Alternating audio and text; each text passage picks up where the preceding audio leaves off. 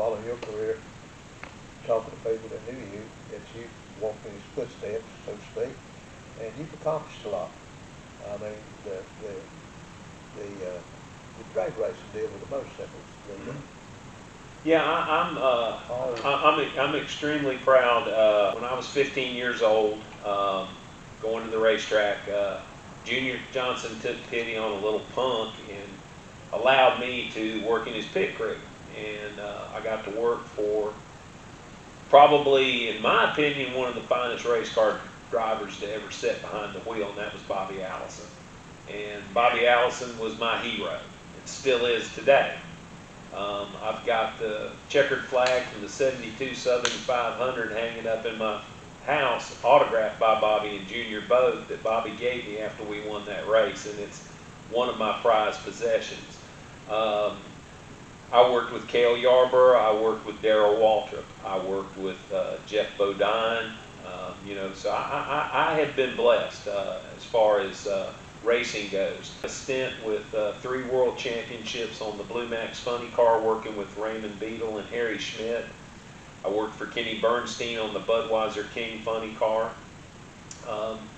Then I got an opportunity to do sponsorship and marketing for the All Harley Drag Racing Association, and fell in love with motorcycle drag racing. And went to work for the Viper Motorcycle Company, and we were looking to promote our motorcycles as the fastest and the most reliable bikes, cruisers. And so we sponsored Matt Smith and Michael Ray in 2012.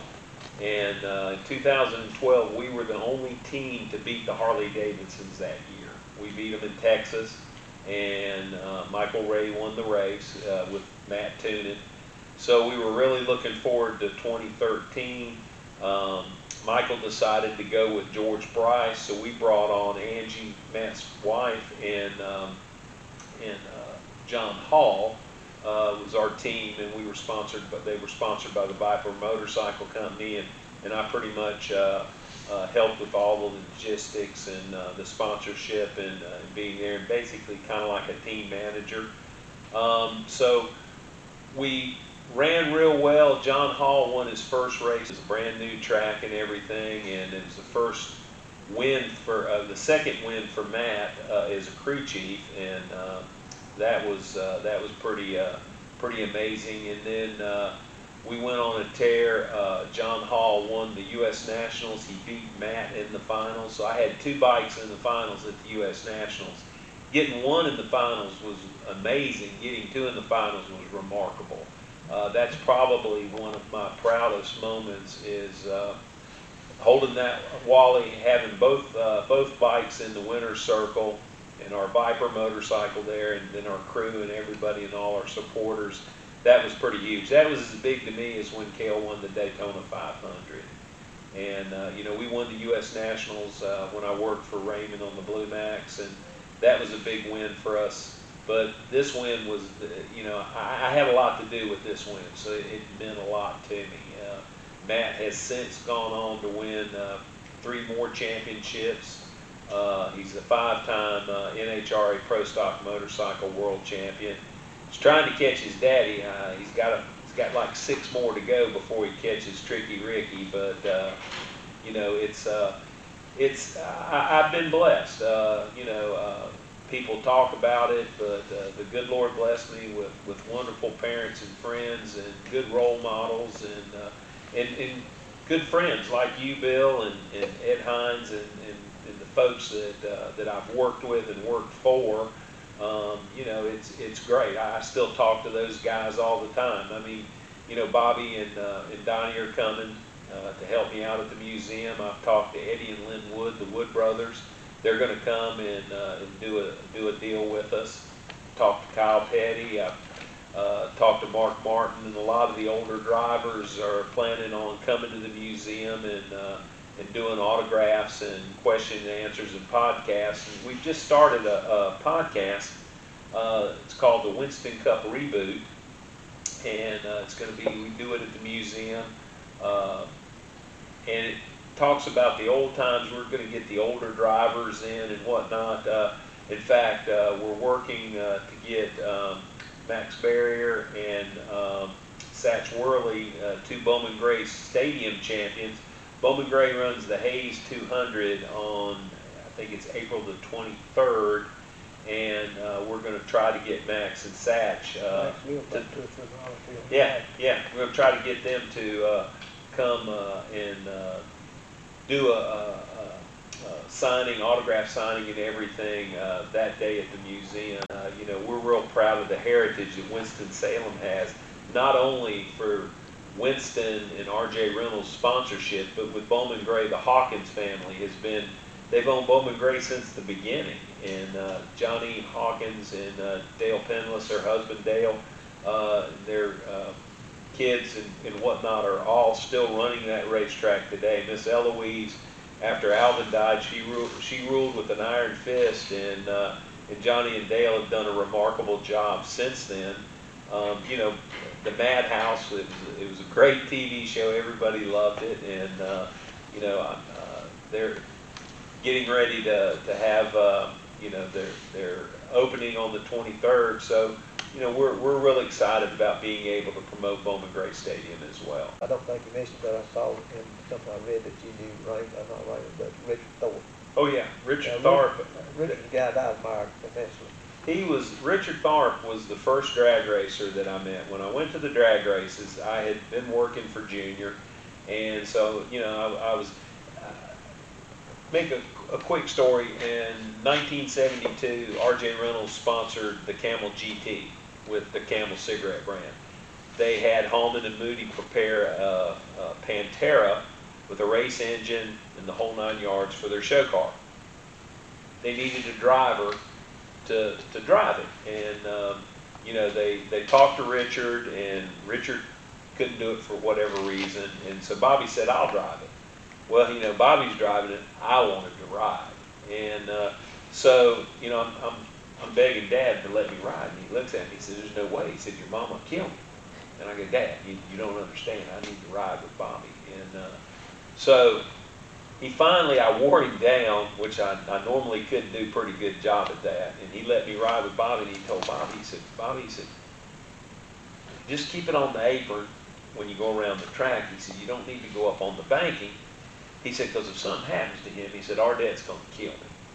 And so we get started out on pit road. Now, Bobby's got his helmet on, his fire suit, and his driving shoes. I'm in a pair of blue jeans and in a sleeveless shirt, and I'm strapped in, 5-point harnesses, the whole 9 yards. Don't have a helmet, don't have a fire suit, don't have no fire shoes. Got on some Converse sneakers, and here we go. We start down pit road, and Bobby looks over at me. He says, "Well, what do you want to do?" I said, "I want to go fast."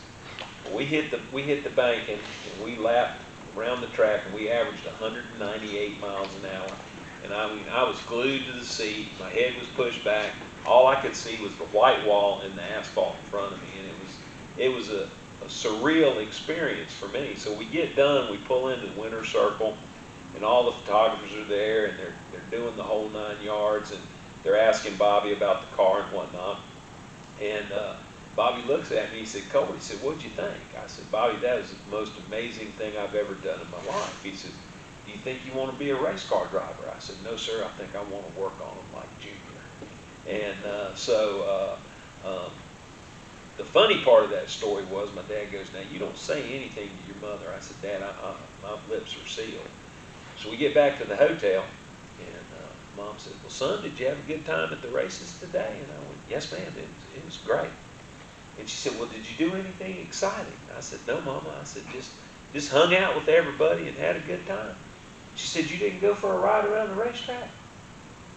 And I looked at her, and I looked at my dad, and he looked at me, and I went, "Well, yes, ma'am, I did take a ride around the racetrack."